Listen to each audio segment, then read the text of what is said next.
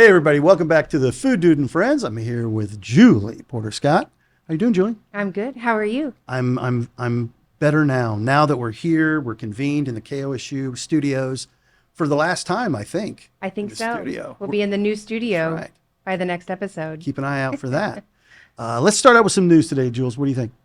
Well, the biggest news for me is Packard's is Packard's. going to be closing. Packard's New American Restaurant is no more as of the end of June. Mm-hmm. So make plans now. They do accept reservations. They're open till then. But yeah, we're losing a good one. It's steeped in sort of. It started out a little bit farm to table. Remember they had the great bakery and all that kind of stuff. Mm-hmm. It evolved over time, but And they've run so many great chefs through there over the years. That's right. I think it's really been a wonderful training. Training ground for folks who to have that type of restaurant under your belt. That's right. Really lets you go on and do a variety of things. That's right. Yeah, you got Mitchell Dunsey who's still running around. You got Chris McKenna. Chris Brianna McKenna, Shear. who's now at Tiny Bubbles. Yeah, Tiny Bubbles, Yeah. which is, Tiny Bubbles, maybe someday it can grow up and be strong. It Right. can grow up and move into a space like Packard's maybe That's someday. the dream. But no, I love Packard's. I've always loved that rooftop. It's a great space if someone's interested. Yes. But I plan to go and pay my respects before the month is out. For sure. Same here. And it goes along a little bit of a trend. Midtown properties we've lost recently. Nick's Place across the street just closed at the end of last month. I guess Ludovine closed around the beginning of the year, They had into that last big year. event at New Year's, and I think that around was New sort of Year's, the swan song. and that's just down the street a couple blocks. But there's good news there, right? Right. Yes, we've got good news. This Friday will be the return. Well, not the return, but the reopening of that space. So the Ludovine space will be called Alma going forward. Chef Zach Hutton is behind it. Trent Ward is the developer behind it. We're very, very excited about that. I know you were a big Scratch fan, right? I was. Yeah. I loved Scratch. Yeah. And I love the Ludovine space. Yes. Beautiful. Anytime you can give me a shaded patio, I'm in. Yes. Yeah, and the separate bar space, really cool. Chef counter, awesome. I've already made a reservation. Well, la-ti-da. I'll tell you when. I didn't get my invite. No, you did not. No, I did get my invite, though, last week when we went to Dado's. We did go to so it was I've been dreaming about that. That was pie. great. And we will be in Pizza Bout, folks. It's coming. Coming. It's coming. But let's get back real quick before we lose it. Let's talk a little bit about Zach Hutton, because one thing that Zach Hutton has in common with our special guest today is the James Beard Awards. Right. Let's talk to somebody, Jules. Let's talk to somebody who was actually at the James Beard Awards. Oh, that sounds like a good idea. That's Jared Gleaton. Hello. Hey, Jared. Hello. Jared Gleaton is a food writer, and that's kind of you're a lot of things. Jared, tell us a little bit about yourself before you tell us why on earth you are at the James Beard Awards this year. Well, I'm a psychologist by trade, and I really like to explore the realm of dining through the field of psychology and exploring the five senses and the psychological response that food elicits, and then using that information to help us grow. And so it started out as taking those experiences and putting it to Facebook and social media and writing detailed descriptors about restaurants. It's just blossomed into exploring the culinary scene of Tulsa and now more of Oklahoma. So I can say this for Jared. He was actually a James Beard judge this year, Oh, wow. which is what allowed him or gave him the opportunity to get a ticket to go. Tell us about the experience. It was a lot of things. It was very interesting to see how all of that goes down, the process, and be a part of something that it goes beyond yourself. Mm-hmm. Really making and being part of something that impacts people's lives on a deeply emotional level, and exploring and learning about people and their perspectives and their families was truly wonderful. Yeah. And that all culminated in Chicago, and it's really such an amazing journey to see these individuals that, you've gone to the restaurant, you said hello to them, you're not telling them you're a judge, you're not exposing, you're just ordering food and enjoying the adventure. And then when you see them in the awards, it becomes surreal because you're realizing this is their moment of something amazing that could happen. Yeah. But it was just a phenomenal experience. Now, the big news out of the awards for Oklahoma, we were all rooting for Jeff Chancellor from Mater to after his third nomination to win. Unfortunately, he did not win. Oklahoma got a really interesting sort of second prize. Right, like a little bonus. Like a little bonus. Yes, and so I heard with Noche. Yes. So Noche was purchased, I believe it was May 1 was the official purchase date by Id Est Hospitality in Colorado. Id Est Hospitality is owned by Chef Kelly Whitaker and his wife Erica. Kelly happens to have been born and raised in Tulsa.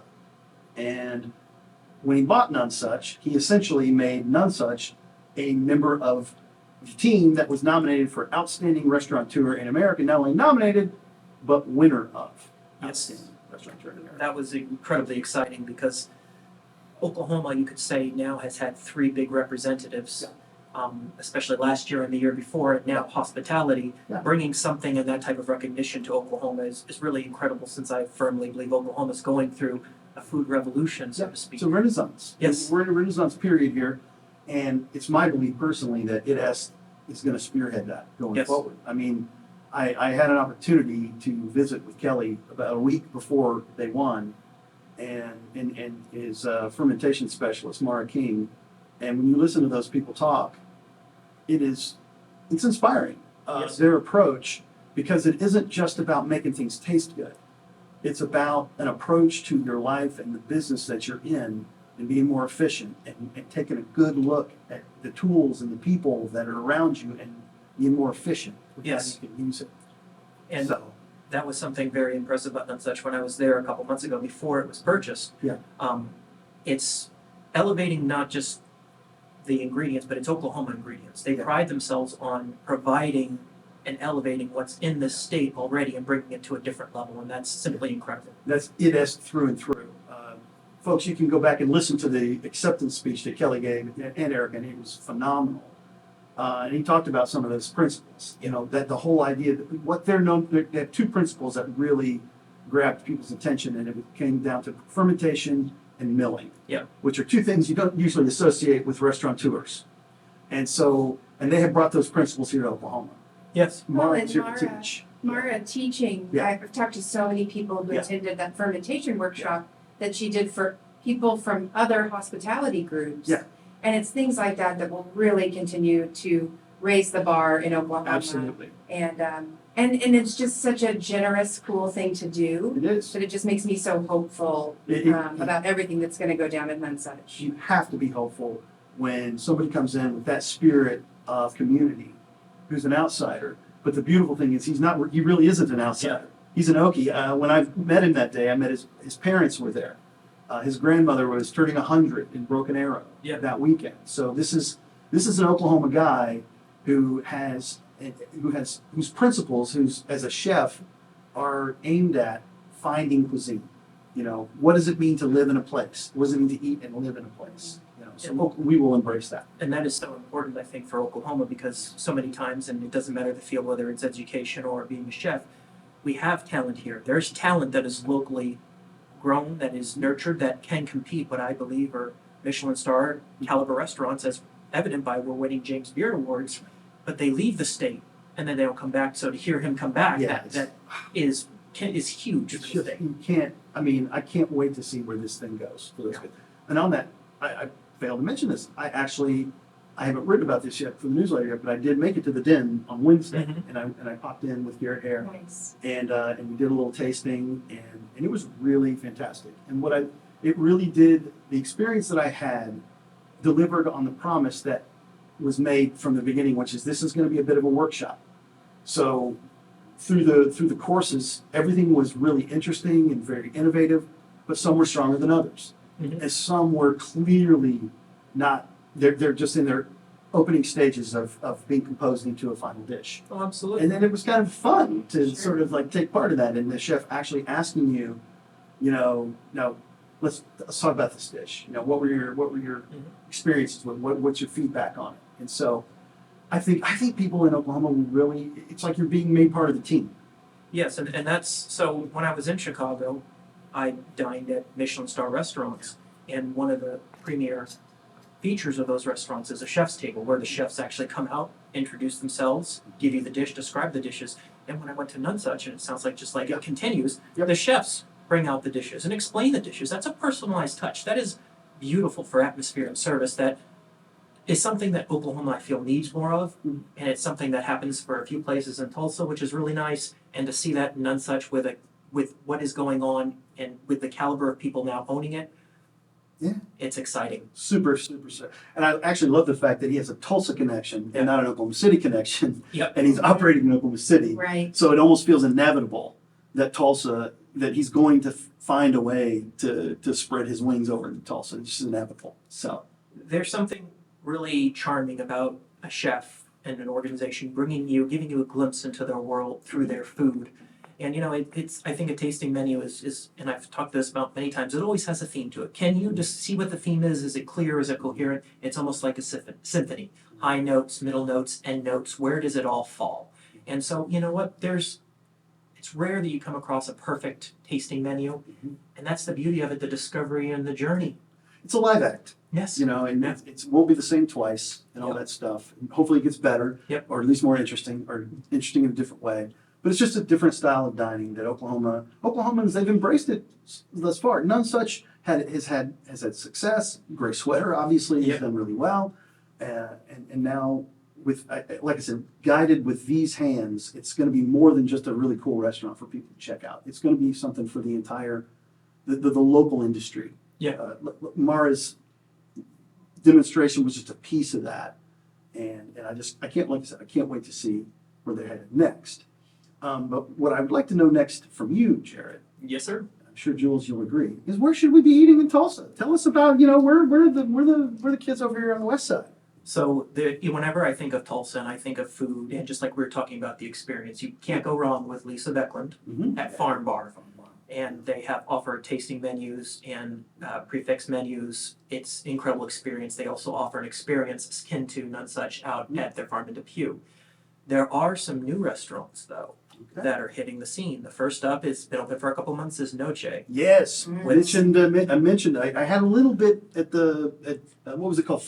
The Food Fest. Yes. A little taste, and it was really interesting. It's at Tulsa Big Bite. Yeah, it's at Tulsa Big Bite. Yes, that's Marco Herrera, who was Yes. nominated for a James Beard, and Seamus Feeney is also, I believe, a chef owner of Noche, and they've really bringing in a lot of tequila as well. They do a tequila flight, but Chef Herrera is really doing some innovative things with Mexican cuisine there that is really good. It might sound odd, but their tortillas are incredible. That's not odd at all. That's their rice is really good. He really is bringing some really innovations to the food there, and it's really hitting off. It's a fun, lively environment, and what can I say? Whether you sit at the bar or sit at the table, you're going to be having a good time. Excellent.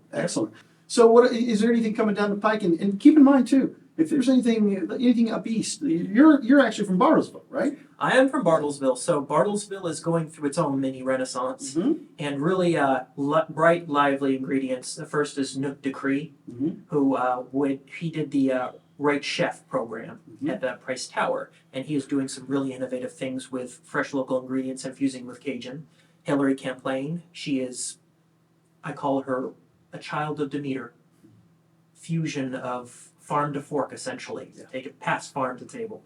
And then Marjorie Hackler at the Eatery, Chef Hackler, and she's doing private dinners and is elevating the cuisine there. So there are some really good, I call them the Trinity of Bartlesville chefs. Yeah. And so they're doing really good things. Outstanding.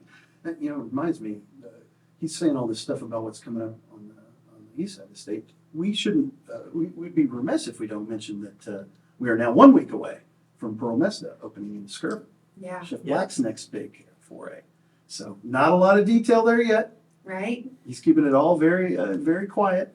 I've got my reservations for mid-July, and there you I'm go. excited It's to all check set. it out. It's all set. It's really interesting because Chef Black was, and the Gray Sweater was the first time my first review that I posted on Facebook was his restaurant. So it's almost comes full circle that 2 years later, checking it out again. Yeah, absolutely. I'm very, very excited about that. Tell us a little bit about, some of the places that you've written about, that you've posted about, some highlights, some places that, like, just off the top of your head, that person, you're talking to folks maybe who've never heard you speak before. Sure. Where are your top choices in Tulsa in the Green Country? So right now, that's something that's accessible, but it's really a great story. It is the return of Chef Trevor Tack at Lowood Pizza. Yes. So Lowood, which was their previous concept, along with Hodges Bend, which was a beautiful bar and lounge area, it burned down tragically in a fire. And so they took over the Prairie Fire Pie that is on Cherry Street and the Palace Cafe, and they are going to open up a new concept where Palace is, and they opened up a pizza concept called Lo-Fi. And he is using hand-pulled mozzarella. He is using a sourdough crust, which is incredible. But what's most impressive to me is, unlike most pizzerias, I wouldn't really call it a pizzeria. His appetizers are distinctly his own profile. Baroques, sardines, stracciatella. You're not going to see fried cheese in his establishment. Yeah.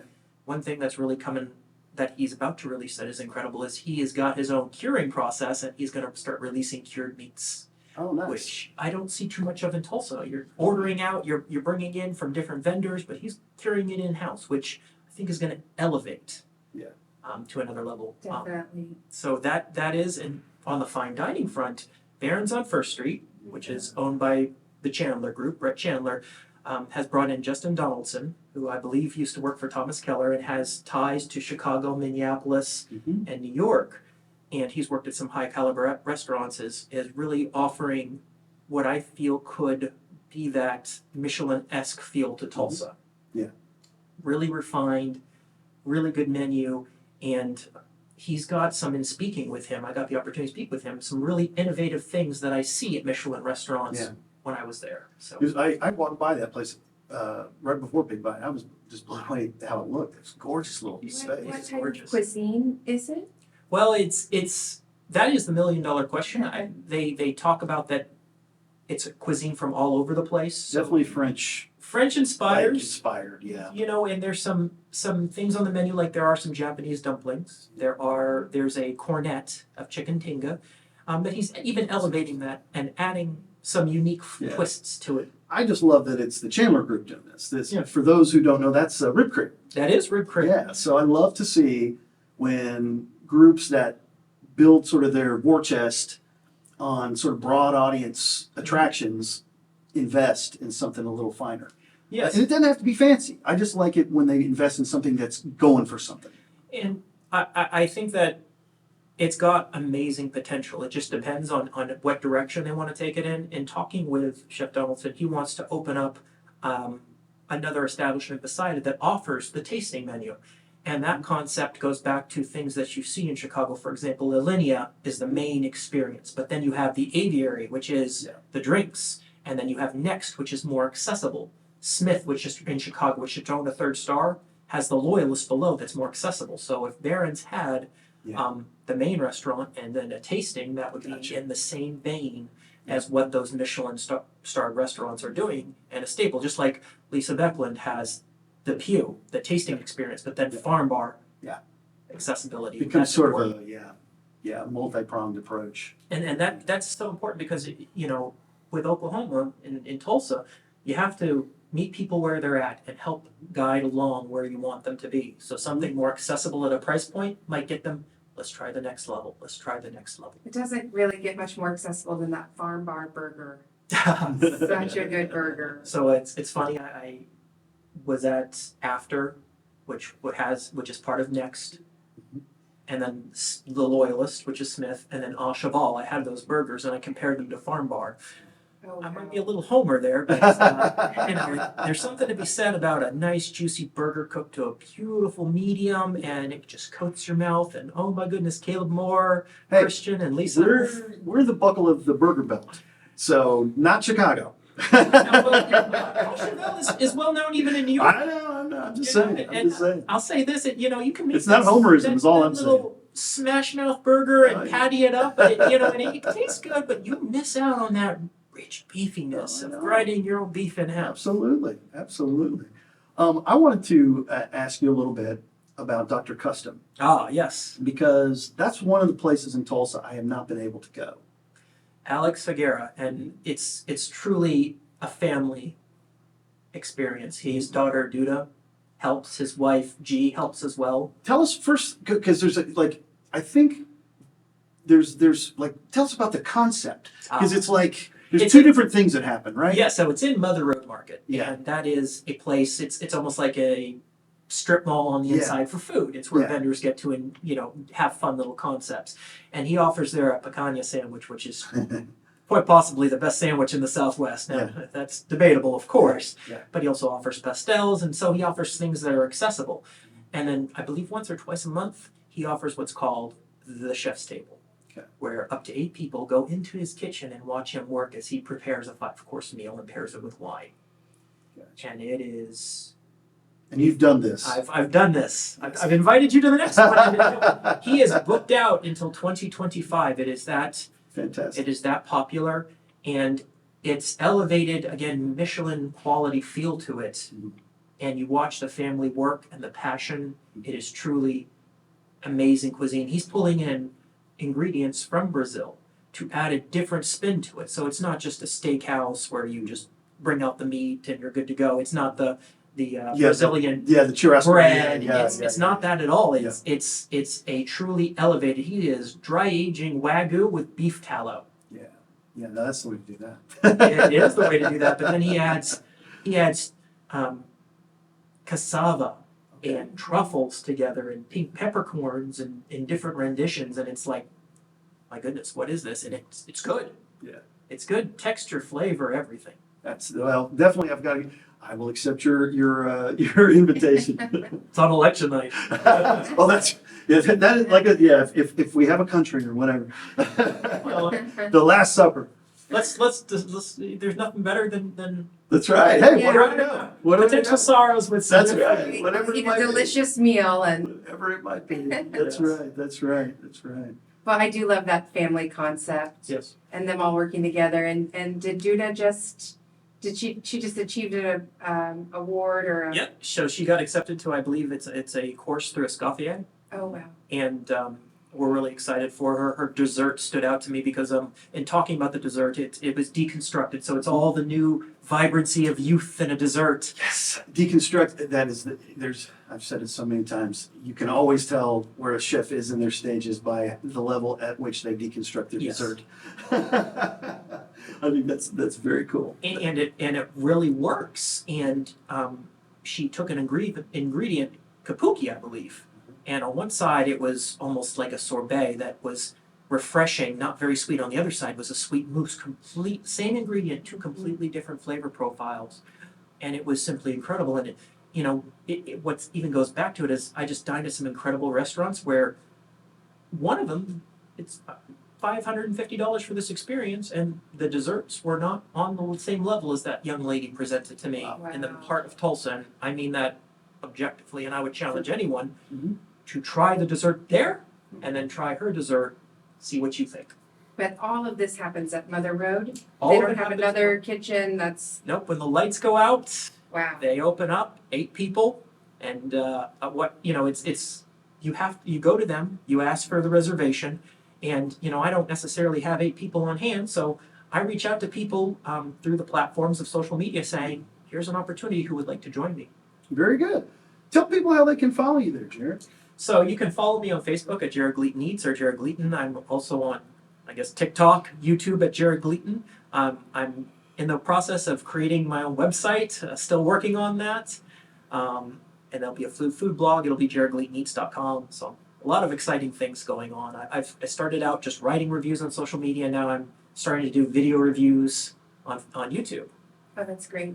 Well, folks, we got good news. Jared is going to be joining us here on a more or less regular basis on the Food Dude and Friends. So we will be tapping him for his insights into Tulsa and all of Green Country. And you know what? He makes it over here too. In fact, we're going to go check out Awaji later today. So Jared, thanks so much for joining us today. We look forward to your contributions going forward. Thank you. So he's going to be helpful, don't you think, Jules? I think that's just a perfect fit for us. Yeah, he had plenty to say, and he saves us the extra time in Tulsa, even though we love our time in Tulsa. That's a lot of coverage area. It is, and I love that we don't have to pretend to be the experts. That's right. We try to keep up with a lot. I know you specifically have a lot of contacts in Tulsa, but we don't know Tulsa the way that someone living and working and writing about food in Tulsa Yeah. knows Tulsa. That's right. So- So it's a good addition for everybody. We want to close out today with some kind of sad news. We lost a really good friend here in the 405 dining scape with the passing of Lucas Dunn. Lucas was an editor for Edible. He was a bartender around town. He ran movie stuff. Just an all-around good dude. He passed away over the weekend after a short illness. Jules, what are your thoughts?